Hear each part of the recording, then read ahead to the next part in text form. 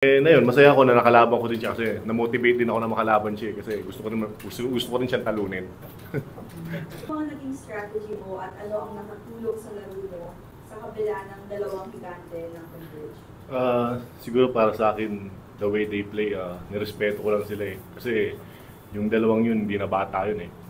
Hindi na bata maglaro yung dalawang yun. So, ang ginawa ko from the start, kailangan ko lang respetuhin silang dalawa kasi kung hindi mo respeto yung dalawang yun, kakainin ka ng buong-buo yun kasi nakikita yun naman kung paano maglaro sa mga past few games nila kasi ganda na nilalaro si Justin eh, pares pa naman Justin yun. So, ayun, from the start, nirespeto ko lang eh, binigay ko lang yung dapat kong gawin, yung trabaho ko, ginawa ko lang para mabawasan din yung kumpiyansa na dala-dala nila.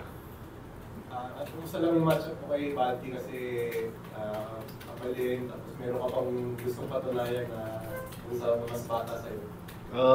Ayun, sobrang hirap nun pero nakaka-motivate din kasi alam naman natin yung mga pinagdaanan ni Balti kung saan siya nanggaling, yun yung mga nilaro niya sa mga past league na nilalaro niya. Ayun, sobrang nakakatuwa lang ngayon na kakalaban ko na siya dati, pinapanood ko lang siya.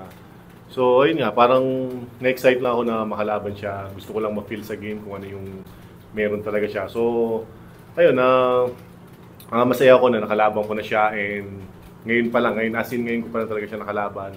So, ayun, sa totoo lang, kailangan mo din talaga yon yung respeto sa bata kasi grabe talaga maglaro ngayon yun eh. So, ayun, natutuwa ako na dito sa PBA. Ian, good evening. Medyo naninibago ka ba at Job Delta Pineda nasa Converge bench na ngayon as assistant coach? Alam naman natin isa sa mga sumusuporta sa'yo. Oo, kasi dati laging nasa tabi ko si Gobi every time na naglaro ko since college, since high school pa ako, so kasama ko na siya. So, ganoon talaga yung buhay ng basketball, maliit lang yung basketball, hindi naman pwedeng habang naglalaro ka kasama mo yung dapat mong kasama. So, natutuwa rin ako na nasa kabila siya. Siyempre, nakikita ko pa rin na ginagawa niya yung trabaho niya mag-coach, gusto niya mag-coach. Ngayon, masaya ako na nakalaban ko din siya kasi na-motivate din ako na makalaban siya kasi gusto ko rin siyang talunin. May bonus ba naman? Ha? May bonus? Kanino?